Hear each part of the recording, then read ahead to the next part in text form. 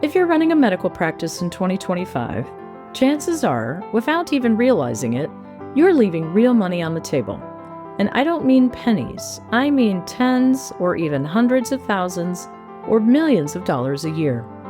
Here's the thing, most practices aren't bleeding cash from one major hole. They're leaking it quietly, invisibly, in ways that seem small until they snowball. A missed code here, a denied claim that never got appealed, a payer contract that hasn't been touched in 5 years. And the result? Margins shrink, stress rises, and groups that should be financially strong start treading water. There's no hemorrhage. Instead, it's death by 1,000 paper cuts. Welcome to Medical Money Matters, the podcast where you can find experts, answers, and resources so that you can achieve mastery over the financial and business aspects of your practice. Hello, everyone. I'm your host, Jill Arena. I began my career in accounting and finance, and I have more than 30 years of experience running medical groups. I own and operate a national healthcare consulting and revenue cycle company, and I am the author of Physician Heal Thy Financial Self. In 2020, I co-founded the Physician Leadership Project, and in 2025, I released Physician's Edge, the first of its kind CME-accredited online business education for physicians. My passion is to increase financial and business literacy for physicians. Episode 158. Before you cut costs, fix these. The 5 biggest revenue leaks in medical practices. If you're running a medical practice in 2025, chances are, without even realizing it, you're leaving real money on the table. And I don't mean pennies, I mean tens or even hundreds of thousands or millions of dollars a year. Here's the thing, most practices aren't bleeding cash from one major hole. They're leaking it quietly, invisibly, in ways that seem small until they snowball. A missed code here, a denied claim that never got appealed, a payer contract that hasn't been touched in 5 years. And the result? Margins shrink, stress rises, and groups that should be financially strong start treading water. There's no hemorrhage. Instead, it's death by 1,000 paper cuts. The good news is that these problems are almost always fixable. But first, you have to see them. So today, we're going to walk through 5 of the most common ways medical groups lose money unnecessarily, and just as importantly, what you can do about each one. If you recognize yourself in any of these, know this: you're not alone. These are common, especially in busy practices where the day-to-day crises take priority. But the practices that tighten these up are the ones that thrive, no matter what the market throws at them. Let's dive in. The first way groups lose money is through revenue leakage from broken processes. This one is deceptively simple, but the impact is huge. Revenue leakage is a broad term. It includes missed charges, unbilled services, denied claims that never get appealed, services rendered without authorization, and anything that prevents earned revenue from being collected. And the scary part? Most of the time, you won't even know it's happening. Because unless you're actively monitoring every handoff in the revenue cycle between clinical staff, coders, billers, and your clearinghouse, things slip through. Here's a real-world example. A physician sees a patient, performs a minor procedure, and documents it in the note. But the charge isn't selected in the EHR. The coder never sees it. The claim is never generated. The payer never gets a bill. And the practice never gets paid. Multiply that by a few missed services per week, and by the end of the year, you've lost tens of thousands of dollars for work you already did. Or take prior authorizations. A service gets scheduled without verifying that it needs an auth. The claim is denied. It gets marked in the system, but no one follows up. That's real money. Gone. So what's the fix? First, conduct a revenue cycle assessment, including a process audit. Look at your charge capture process. Are services being billed consistently across all providers? Are codes being reviewed and scrubbed before submission? Is someone accountable for denial management, And are denials being tracked by type, payer, and resolution? Second, implement charge reconciliation protocols. Make sure someone is comparing scheduled appointments, documentation, and billing data to ensure every service is accounted for. Your practice management system will likely do the heavy lifting for you, but someone on your team needs to be asking the question, did everything we did get billed? Third, use denial tracking dashboards. Don't rely on anecdotal updates. Track what's denied, why, and what happens next. Do the root cause analysis and figure out big buckets of denials and the why of it. Then fix them. 65% of denials are never followed up.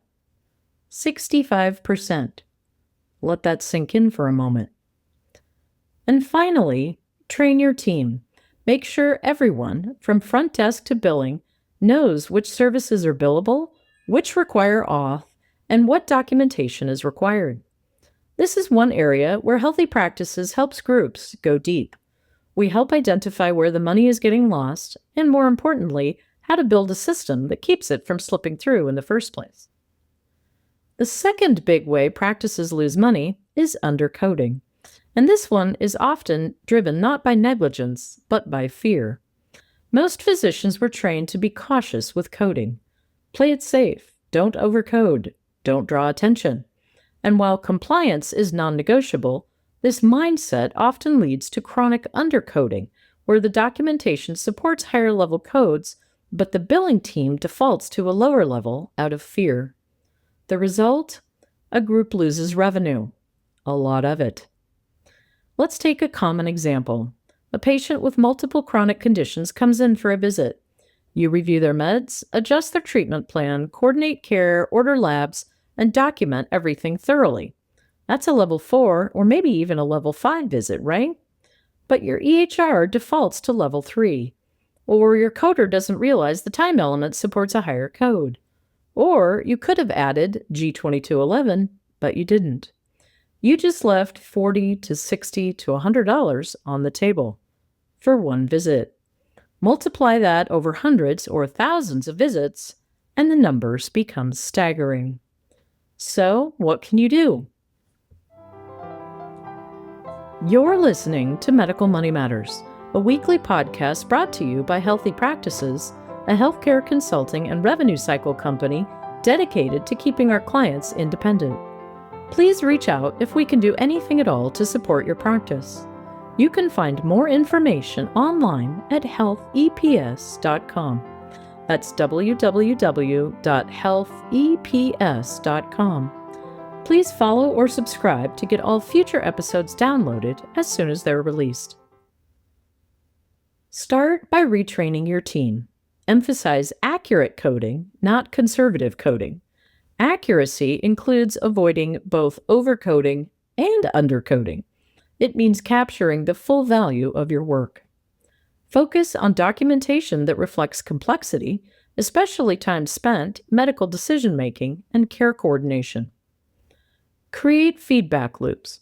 If coders are consistently downgrading codes, find out why. Is it documentation gaps, misunderstanding of criteria, system defaults?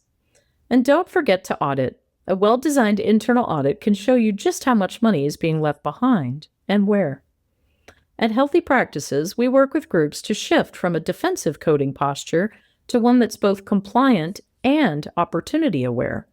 The key isn't coding more, it's coding accurately and with confidence. The third way practices lose money is by failing to renegotiate insurance contracts annually. This one's simple. If you're not reviewing and renegotiating your payer contracts every year, you're getting paid less than you should. Most payer contracts auto-renew, and most practices let them. Why? Because renegotiation feels intimidating. Because the data isn't readily available. Because people assume we don't have leverage. But here's the truth. If you're providing volume, access, or services in high demand, you do have leverage. And even small increases in your fee schedule can have a massive cumulative impact. Let's say you renegotiate a modest 2% increase in reimbursement across your top 10 CPT codes. That may not sound like much, But across a high volume practice, that can equate to tens of thousands of dollars in added revenue per year without changing a single workflow. The fix? First, set a calendar. Commit to reviewing contracts annually. Second, benchmark your top codes by payer. Know what you're being paid and how it compares to other contracts and market norms. Transparency data is out there. Third, prepare a negotiation strategy. This doesn't have to be adversarial.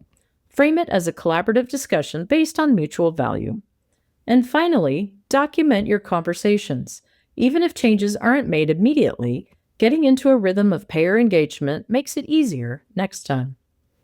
At Healthy Practices, we help practices build payer negotiation strategies that work, grounded in data, designed to preserve relationships, and focused on sustainable improvement. The fourth area where practices lose money is through unoptimized front desk and patient collections. This one doesn't get enough attention, but it should. Because in today's world, a growing portion of your revenue comes not from payers, but from patients. And if your front desk isn't collecting at the time of service, you're losing dollars you'll likely never recover. Think about it. A patient comes in with a $40 copay and a $250 deductible. If your team doesn't check eligibility, explain balances, or collect at check-in, you've now added extra steps and dramatically lowered your odds of being paid. If the patient leaves and you send a statement 30 days later, you've already spent time and money chasing revenue that could have been collected in 2 or 3 minutes. So how do you tighten this up? Start with training. Your front desk team needs to understand insurance basics, how to use eligibility tools, and how to talk about money clearly and compassionately. Use scripts. Make sure staff are consistent in how they explain balances, collect copays, and answer questions. Implement signage. Patients should know before they sit down that payment is expected at the time of service. Offer flexible payment options, online portals, card on file, text reminders. Don't make it hard for people to pay you. If you're still mailing paper statements, it's time to come into the new millennium. And review performance regularly. Track collection rates at point of service. Celebrate staff who do it well. Coach the ones who need some help. This doesn't require a major tech overhaul. Sometimes it's just about clear expectations and accountability. We've helped many groups make small front-end changes that yield huge downstream results. And our online, on-demand front office training is inexpensive and a huge value to groups who implement it. Finally, the fifth and perhaps most overlooked ways groups leave money on the table is by having no strategic oversight of revenue performance. What do I mean by that? Most practices track visit volume. Some track RVUs. A few track collections. But very few track metrics that connect the dots, like net collections per visit, revenue per FTE provider, denial trends by payer, or clean claim rates. And that's a problem, because you can be busy hitting visit targets and still have underwhelming financial performance. But unless you're looking at the right data points, you'll never know. Here's what we see too often. Finance looks at budget. Operations looks at visit volume. Coding looks at claim edits. But no one is looking at how the whole system is functioning together. So what's the fix here? Start by building a small set of core financial KPIs, metrics that reflect true performance. These might include net collection rate, revenue per encounter, days in accounts receivable, first pass resolution rate, denial rate by payer. Make these part of your leadership dashboard. Review them monthly. Ask, what's improving? What's slipping? What's driving the change? Bring finance and operations together. Don't let them live in separate silos. As we said in our previous episode, revenue is everyone's business. And most importantly, normalize talking about money, not in a way that creates pressure, but in a way that builds shared accountability. If your practice is performing well financially, everyone should benefit. This is something we help our clients do every day, building the dashboards, creating the review cadence, and supporting leaders in using data to make better decisions. So let's recap. Here are the 5 ways you might be leaving money on the table. Number 1, revenue leakage from broken workflows and poor handoffs. Number 2, undercoding driven by compliance fear instead of coding fully and confidently. Number 3, failure to renegotiate payer contracts on an annual basis. Number 4, weak front office desk processes that miss patient payments.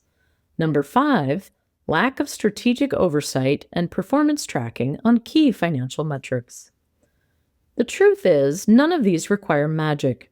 They don't require a brand new EMR or a complete overhaul, but they do require focus, leadership, and a willingness to ask, where are we leaking revenue and what can we do about it? If any of these areas hit home, know this, you're not alone. These are the same pain points we help practices address every day. We always offer a no-cost introductory meeting because we know that sometimes the hardest part is just figuring out where to start. And if now's not the right time for consulting, that's fine too. There are tons of free resources on our website and, of course, in this podcast. Use them, share them, let them help guide your next move. Because when your revenue is healthy, your options expand. Your independence becomes more sustainable. Your teams can breathe. And you can lead with confidence. Thanks for spending this time with me today. If this episode was helpful, I'd love for you to share it with a colleague, subscribe to the podcast, or leave a review. And if you're ready to take a closer look at where your practice might be leaving money on the table, reach out. We'd be honored to help. Let's keep working towards stronger, smarter, more financially sound practices together. Until next time. Thanks for joining us on the Medical Money Matters podcast. You've been learning about financial topics here, and you should be asking yourself, are we maximizing our revenue cycle? Your revenue cycle team needs support too. That's why we've created the Revenue Cycle Leadership Series. It's the ultimate resource for mastering revenue cycle management. Your team will learn to lead with confidence, optimize your processes, and capture every dollar your practice deserves. Led by national revenue cycle experts Kim Tolliver, Taya Gordon, and Jill Arena, we offer expert guidance and actionable strategies. This series will transform your revenue cycle from a challenge into a competitive advantage. Take charge of your financial success today. Visit healtheps.com/revenue-cycle-leadership-series to get started. Until next time, keep leading, keep growing, and keep thriving.